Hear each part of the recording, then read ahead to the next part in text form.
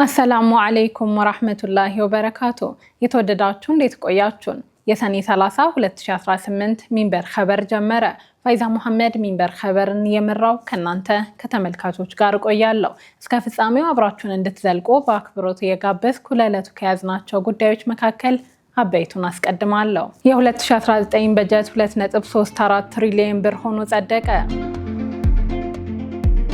በአሜሪካ የመብት ተሟጋቹ ድርጅት ፕሬዝዳንት ትራምፕ ያጋሩት ጸረ ሙስሊም መልእክት ህፃናትን ለአደጋ ያጋልጣል ሲል አወገዘ።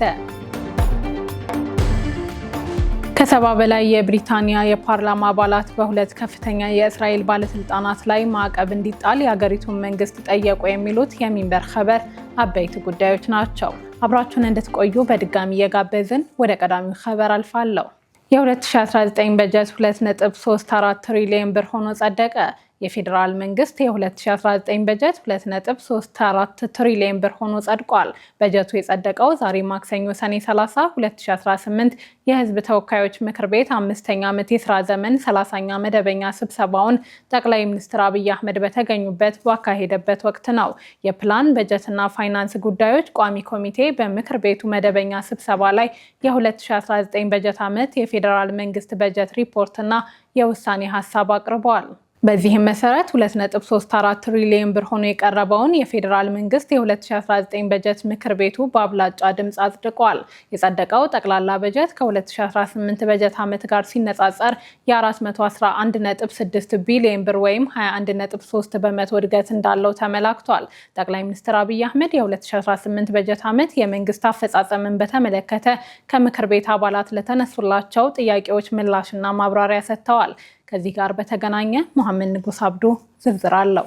ስድስተኛው የህዝብ ተወካዮች ምክር ቤት በ5ኛ ዓመት የሥራ ዘመን 30ኛ መደበኛ ስብሰባውን ዛሬ ሰኔ 30 ቀን 2018 አካሂዷል።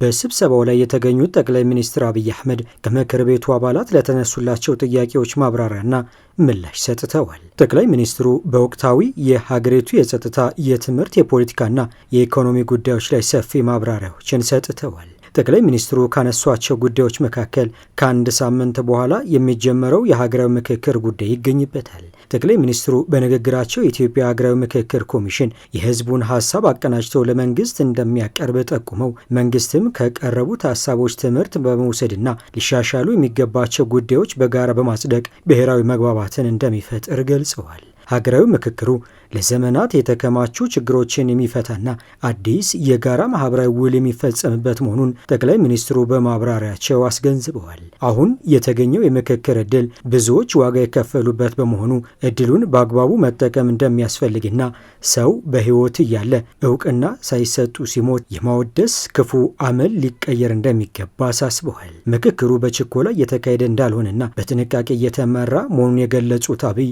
ሂደቱ ከታችኛው የህብረተሰብ ክፍል ጀምሮ ከተደራጀ ተሳትፎና አጀንዳ የመነጨ በመሆኑ ለኢትዮጵያ ብቻ ሳይሆን ለመላው አፍሪካ ምሳሌ የሚሆን ጠቃሚ ስርዓት ነው ብለዋል። በምክክሩ የሚፈቱት የቆዩ ችግሮች አሁን ባለው መንግስት ላይ የወደቁ የታሪክ አጋጣሚዎች መሆናቸውን በመጥቀስ የተፎካካሪ ፓርቲ አባላትና በውጭ ሀገር የሚኖሩ ፖለቲከኞች ከተዛባ አመለካከት ወጥተው ችግሮቹን በጋራ ለመፍታት የበኩላቸውን እንዲወጡ ጥሪ አቅርበዋል። በሌላ በኩል በቅርቡ በአርሲ ዞን ተከስቶ ስለነበረው ግጭት ያነሱት ዶክተር አብይ በአርሲ ዞን ተከስቶ የነበረው ግጭት ሃይማኖታዊ አስመስሎ በማህበራዊ ሚዲያ ሲሰራጭ የነበረው መረጃ ሙሉ በሙሉ ከእውነት የራቀ ነው ሲሉ ተናግረዋል። ሙስሊሞች ክርስቲያኖችን እየገደሉ ነው በሚል የተናፈሰው ወሬ ሐሰተኛ መሆኑን ያስገነዘቡት አብይ በግጭቱ የ11 ሰዎች ህይወት ማለፉንና ከነዚህም ውስጥ 8ቱ የጸጥታ አካላት መሆናቸውን ይፋ አድርገዋል። ይህ አይነቱ ማወናበጃ ማህበረሰቡን ለመከፋፈልና በሃይማኖቶች መካከል ጥርጣሬ ለመዝራት የሚንቀሳቀሱ አካላት ሴራ መሆኑን አክለዋል። ኢትዮጵያ ውስጥ ሙስሊሞች በአብዛኛው በሚኖሩባቸው አካባቢዎች ከ1263 በላይ አብያተ ክርስቲያናት በሰላም ተከብረው እንደሚገኙና በማስረጃነት በማንሳት እስካሁን ድረስ በእነዚህ አካባቢዎች ምንም አይነት ሃይማኖታዊ ግጭት አለመኖሩን ገልጸዋል። አያይዘውም በማህበራዊ ሚዲያ ላይ አሉባልታና የሐሰት ወሬዎችን የሚያራግቡ አካላት ከዚህ አውዳሚ ድርጊታቸው እንዲቆጠቡ ጥብቅ ማስጠንቀቂያ ሰጥተዋል። በመጨረሻም ጠቅላይ ሚኒስትሩ ባደረጉት ማጠቃለያ በተጠናቀቀው የበጀት ዓመት ኢትዮጵያ ኢኮኖሚ እድገት ማስመዝገቧንና ስኬታማ ስራዎች መከናወናቸውን አስታውቀዋል። ቀጥለናል። በአሜሪካ የመብት ተሟጋቹ ድርጅት ፕሬዝዳንት ትራምፕ ያጋሩት ጸረ ሙስሊም መልእክት ህጻናትን ለአደጋ ያጋልጣል ሲል አወገዘ። በሚኒሶታ ግዛት የሚገኘው ዘ ካውንስል ኦን አሜሪካን ኢስላሚክ ሪሌሽን የአሜሪካው ፕሬዝዳንት ዶናልድ ትራምፕ ግጭት ቀስቃሽ የሆነ ሙስሊም ህጻናትን የሚያሳይ ተንቀሳቃሽ ምስል ማጋራታቸውን ተከትሎ ድርጊቱ ጥላቻን የሚያነሳሳና ህጻናትን ለአደጋ የሚያጋልጥ ነው ሲል በጽኑ አውግዘዋል። ውዝግቡ የተነሳው ፕሬዝዳንት ትራምፕ በራሳቸው ማህበራዊ ሚዲያ ትሩዝ ሶሻል ላይ በሚኒሶታ ግዛት ቅዱስ ጳውሎስ ከተማ በሚገኝ አንድ ትምህርት ቤት የኬጂ ምረቃ ላይ ሂጃብ የለበሱ ህጻናት ሴቶች ሲዘምሩ የሚያሳየውን ቪዲዮ ካጋሩ በኋላ ነው። የተጋራው ቪዲዮ በሚኒሶታ የመንግስት ትምህርት ቤት ሁሉም ሴት ልጅ በኪንደርጋርተን ሂጃብ ለብሳለች በሚል ትኩረት ለመሳብ እየተለጠፈ እንደሆነ የመብት ተሟጋቹ ድርጅት አስታውቋል። ድርጊቱም አክራሪዎችና ጽንፈኞች ሙስሊም ማህበረሰብን በተለይም ህጻናትን ኢላማ እንዲያደርጉ በር የሚከፍት ነው ሲል ስጋቱን ገልጸዋል። ድርጅቱ አንድ የፖለቲካ መሪ የጥላቻ ንግግርን ሲያጸድቅ አክራሪዎች አናሳ የሆኑ ህጻናትን ጥቃት እንዲፈጽሙባቸው አረንጓዴ መብራት እንደማብራት ይቆጠራል ብለዋል። ፕሬዝዳንት ትራምፕ የመጀመሪያ ደረጃ ትምህርት ቤት ውስጥ ጸረ ሙስሊም ጭፍን ጥላቻን ለማስቀጠልና ሙስሊም ልጆችን ኢላማ ለማድረግ ዓለም አቀፍ መድረካቸውን ተጠቅመው የሰዎችን ህይወት አደጋ ላይ ጥለዋል ሲል ወቅሰዋል። ድርጅቱ ከዚህ ቀደም በሳን ዲያጎ በሚገኝ መስጂድና የህፃናት የግል ትምህርት ቤት ላይ የተፈጸመውን ጥቃት በማስታወስ የሀገሪቱ የፖለቲካ መሪዎች እንዲህ አይነት ሃይማኖታዊ ጥላቻን ከማባባስ እንዲቆጠቡና የፖለቲካ ወገን ደጋፊ የሆኑ ዜጎች ድርጊቱን እንዲያወግዙ ጥሪ አቅርበዋል። ድርጅቱ በመጋቢት ወር ባወጣው አዲስ ሪፖርት በአሜሪካ የሙስሊም ጥላቻ መመዝገብ ከጀመረበት እንደ አውሮፓውያኖቹ አቆጣጠር ከ1996 ጀምሮ በ2025 የተመዘገበው ከፍተኛው እንደሆነ አስታውቋል። በፕሬዝዳንት ትራምፕ አስተዳደር 8689 የጸረ ሙስሊም ጥላቻዎች መመዝገባቸውንና በከፍተኛ ሁኔታ መጨመራቸውን በሪፖርቱ አስታውቋል። በኮንጎ ዲሞክራቲክ ሪፐብሊክ የኢቦላ ቫይረስ የሟቾች ቁጥር ከ500 በላይ መሻገሩ ተገለጸ። አሚናት መሐመድ ዝርዝር አላት። በኮንጎ ዲሞክራቲክ ሪፐብሊክ የተቀሰቀሰው የኢቦላ ወረርሽኝ የሟቾች ቁጥር ከ500 በላይ ማለፉን የዓለም ጤና ድርጅት አስታውቋል። ድርጅቱ ይህን ያስታወቀው ወረርሽኙን ለመግታት እየሰሩ ያሉ የጤና ባለሙያዎች በደሞዝ ማነስና በከፋ የስራ ሁኔታ ምክንያት የስራ ማቆም አድማ እንደሚያደርጉ ባስጠነቀቁበት ወቅት ነው። የሀገሪቱ የጤና ባለስልጣናት መረጃን ዋቢ በማድረግ የዓለም ጤና ድርጅት ይፋ ባደረገው መግለጫ መሰረት በዲሞክራቲክ ኮንጎ ቢያንስ 506 ሰዎች በቫይረሱ የሞቱ ሲሆን 1561 ሰዎች ደግሞ ቫይረሱ እንደተገኘባቸው ተረጋግጧል። በአጎራባች ሀገር ኡጋንዳ በአንጻሩ እስካሁን 2 የሞትና 20 በበሽታው የተያዙ ሰዎች መመዝገባቸው ተገልጸዋል። በኮንጎ በግንቦት ወር የተከሰተው 17ኛው የኢቦላ ወረርሽኝ ቦንዲቡግዮ በተባለው ልዩ የቫይረስ ዝርያ አማካኝነት የመጣ ነው። ለዚህ ዝርያ እስካሁን የጸደቀ ክትባትም ሆነ አስተማማኝ ሕክምና እንደሌለ ተገልጿል። አልጀዚራ እንደዘገበው ወረርሽኙ መጀመሪያ በተቀሰቀሰባት በኮንጎ ኢቱሪ ግዛት በሚገኘው የሞንግባሉ የማዕድን ከተማ የሞት ምጣኔው 50.7 በመቶ ደርሷል። በሰሜን ኪቩ ግዛት ደግሞ የሞት ምጣኔው ይበልጥ አሳሳቢ ሲሆን 57.4 በመቶ ሆኖ ተመዝግበዋል። የዓለም ጤና ድርጅት ባለፈው ሳምንት በሰጠው መግለጫ ለዚህ ዝርያ የሚሆኑ 2 የህክምና ዘዴዎችን ለመሞከር ክሊኒካዊ ፍተሻዎች መጀመራቸውንና ቫይረሱን በፍጥነት የሚለይ የሞለኪውላር መመርመሪያ መሳሪያ በድንገተኛ ጊዜ ጥቅም ላይ እንዲውል ፍቃድ መስጠቱን ገልጿል። ወረርሽኙን ለመቆጣጠር ፈታኝ ከሆነው የቫይረሱ ባህሪ በተጨማሪ በኢቱሪ ግዛት ውስጥ የሚገኙ የጤና ባለሙያዎች የስራ ማቆም አድማ ለማድረግ መዛታቸው ቀውሱን አባብሶታል ተብሏል። የህክምና ባለሙያዎች በቂ የስራ ቁሳቁስ እንደሌላቸውና ከዋና ከተማዋ ኪንሻሳ የሚመጡ የህክምና ቡድኖች የአካባቢውን ባለሙያዎች እንደሚያገሉ ቅሬታቸውን አቅርበዋል።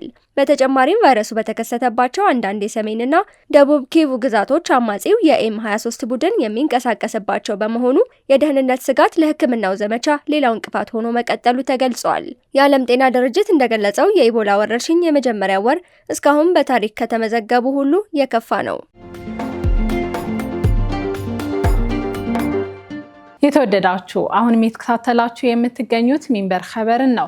አብራችሁን ስላላችሁ ደስ ይለናል። ለሚንበር ኸበር ጥቆማ ወይም ማስተያየት ካላችሁ በአጭር የስልክ ቁጥር 9282 ብትልኩልን አጣርተን መልሰን ለእናንተው እናቀርባለን። የሚቀናችሁ ማህበራዊ ሚዲያ ከሆነ በሁሉም አማራጮች @ሚንበር ቲቪ ብላችሁ ብትፈልጉን ታገኙናላችሁ።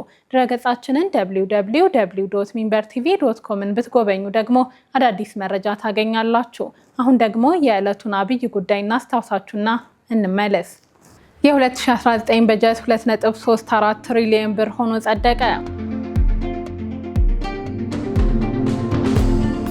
ከቆይታ በኋላ ከ70 በላይ የብሪታንያ የፓርላማ አባላት በሁለት ከፍተኛ የእስራኤል ባለስልጣናት ላይ ማዕቀብ እንዲጣል የሀገሪቱ መንግስት ጠይቀዋል። እንመለስበታለን። ይጠብቁን። በሶማሌላንድ ወታደራዊ ካምፕ እየተገነባ መሆኑን ተዘገበ። በራስ ገዟ በሆነችው የሶማሌላንድ ክልል በርበራ ከተማ ውስጥ ቀስ በቀስ ወታደራዊ ካምፕ እየተገነባ መሆኑን የሳተላይት ምስሎችን ዋቢ በማድረግ የዘገበው የፈረንሳዩ ለሞንድ ጋዜጣ ነው። እንደ ዘገባው ከሆነ ፕሮጀክቱ በተባበሩት አረብ ኤሚሬቶች ድጋፍ የሚደረግለት ሲሆን የዩናይትድ ስቴትስንና የእስራኤልን ጥቅም ለማስከበር የታለመ ነው።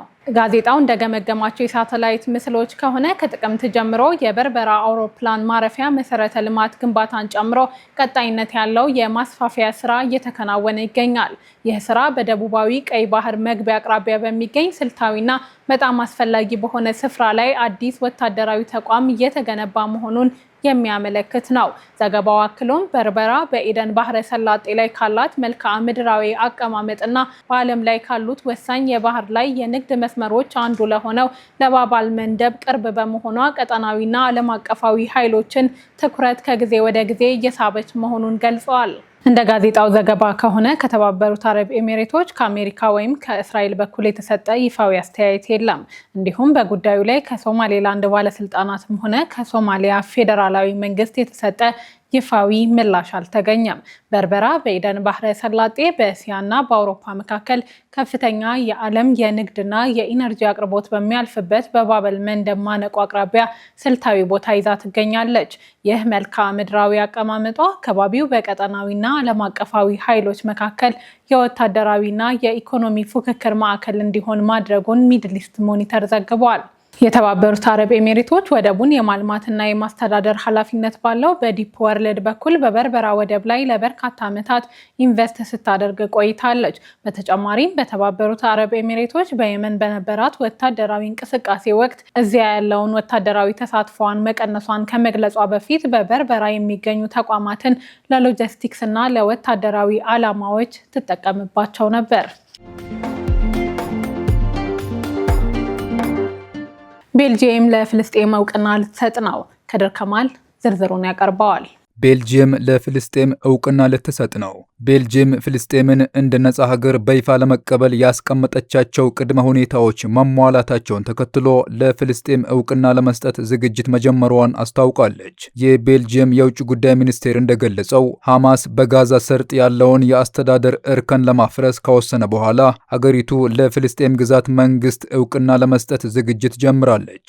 ይህም ቀደም ሲል የቤልጂየም መንግስት ካስቀመጣቸው ቅድመ ሁኔታዎች አንዱን ያሟላ ነው ሲል አክለዋል። አውሮፓዊት ሀገር ቤልጂየም ከዚህ ቀደም ፍልስጤምን እንደ ሉዓላዊ ሀገር ለመቀበል ዝግጁ መሆኗን ገልጻ ነበር። ይሁን እንጂ በርካታ ቅድመ ሁኔታዎችን በማስቀመጧ ምክንያት እውቅና የመስጠት ውሳኔዋ ዘግይቶ እንደነበር ተገልጿል። አገሪቱ ለፍልስጤም የሉዓላዊ ሀገርነት እውቅና ለመስጠት ካስቀመጠቻቸው ቅድመ ሁኔታዎች መካከል በሐማስ እጅ ያሉ ታጋቾች በሙሉ መፈታት እንዳለባቸውና ሐማስ በጋዛ ያለው አስተዳደር መፍረስ እንዳለበት የሚጠይቅ ነው። የቤልጂየም የውጭ ጉዳይ ሚኒስትር ማክሲም ፕሪቮት ለፍልስጤም ግዛት እውቅና ለመስጠት በሚደረገው ሂደት ላይ ሚኒስቴር መስሪያ ቤቱ አስፈላጊውን ዝግጅት እንዲያደርግ ትዕዛዝ ተሰጥቷል ብለዋል።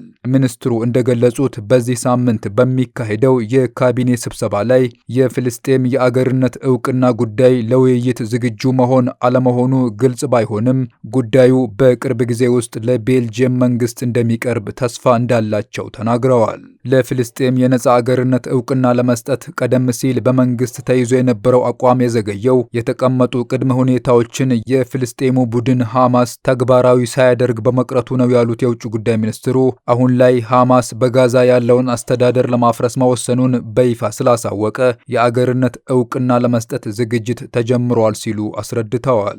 የፍልስጤሙ ቡድን ሐማስ ሰኞ ያሳለፈው ከጋዛ አስተዳደር ራሱን የማግለል ውሳኔ በቤልጂየም ክርስቲያን ክርስቲያን ዲሞክራቲክ እና ፍሌሚሽ CDNV ህብረት የተሰኙ ፓርቲዎች እውቅና የመስጠት ውሳኔው በአፋጣኝ ተግባራዊ እንዲደረግ ጥሪ አቅርበዋል። የሐማስ እርምጃ በቤልጅየም መንግስት በኩል እውቅና ለመስጠት ባለው ቁርጠኝነት ላይ የነበረውን እንቅፋት ያስወገደ ሆኖ ሂደቱ በመሳካቱ ወዲያውኑ እውቅና ለመስጠት መነሳሳት ፈጥሯል ተብሏል። የCDNV ፓርቲ የህግ አውጭ አባል የሆኑት ኤልስ ቫን ሁፍ ለፍልስጤም የአገርነት እውቅና መስጠት የሁለት አገርነት ወይም ቱ ስቴት ሶሉሽን መፍትሄ የማግኘት ተስፋ የሚሰጥ ከመሆኑም በላይ ዘላቂ ሰላም ለማስፈን በሚደረገው ጥረት ላይ ሁኔታዎችን ለማመቻቸት ይረዳል ብለዋል። ከዚህ በተጨማሪም በጋዛ ሰርጥ ለአስከፊ ሰብአዊ ቀውስ የተጋለጡ ሰላማዊ ዜጎችን ለተጋረጠባቸው የሰብአዊ ቀውስ እልባት ለመስጠት ወሳኝ ጉዳይ ነው ሲሉም አክለዋል።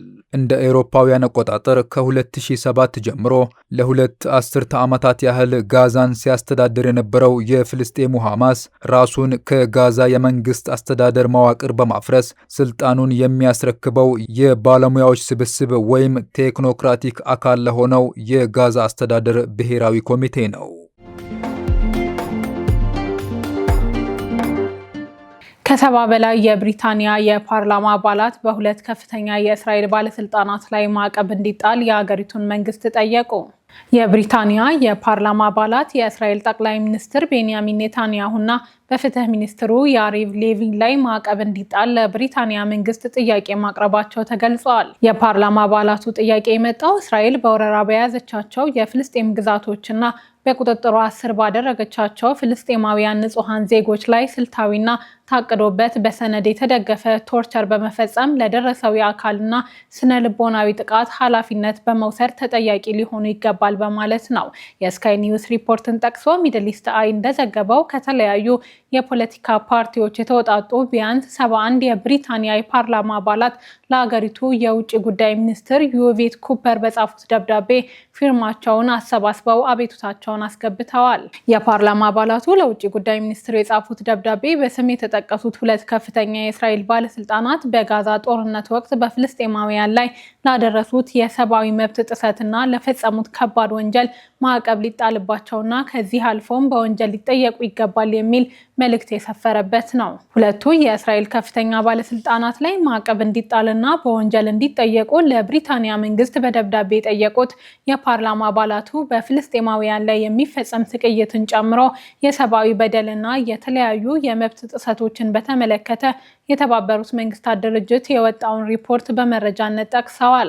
ማዕቀብ እንዲጣል የሚጠይቀው ደብዳቤ የተመራው ወደ ሌበር ፓርቲ መሪው ዱንካን ጆርዳን ሲሆን ሌሎች 30 አባላትም ይገኙበታል። የእስራኤል መንግስት በፍልስጤማውያን ላይ የሚያደርሰውን በደልና ስቅይት ሊያቆም ባለመቻሉ ጠቅላይ ሚኒስትሩን ጨምሮ ከፍተኛ የእስራኤል ባለስልጣናት በወንጀል እንዲጠየቁና ጫና መፍጠር አስፈላጊ ነው ብለዋል። ይህ በእንዲህ እንዳለ 10 የአውሮፓና የምዕራባውያን ሀገራት የእስራኤል ቀኝ ዘመን ፖለቲከኞች የሆኑትን ሁለቱን ከፍተኛ ሚኒስትሮች ወደ ግዛቶቻቸው እንዳይገቡ እገዳ መጣላቸውን አስታውቀዋል። እገዳ ከተጣለባቸው ሚኒስትሮች መካከል በሙስሊም ጠል ንግግራቸው የሚታወቁት የእስራኤል የደህንነት ሚኒስትር ኢታማር ቤንጊቪር እና የፋይናንስ ሚኒስትሩ ቤዛሌል ስሞትሪች ይገኙበታል። እገዳውን የጣሉት 10 የአውሮፓና ምዕራባውያን ሀገራት ብሪታንያ፣ ካናዳ፣ አውስትራሊያ፣ ኒውዚላንድ፣ ኖርዌይ፣ ፈረንሳይ፣ አየርላንድ፣ ኔዘርላንድ፣ ስፔን እና ቤልጂየም መሆናቸውን ሚድል ኢስት ሞኒተር ዘግቧል። ቤንጊቪር የጋዛ የእስራኤል ከበባን በመስበር ለፍልስጤማውያን የሰብአዊ እርዳታ ለማድረስ ሲንቀሳቀሱ የነበሩ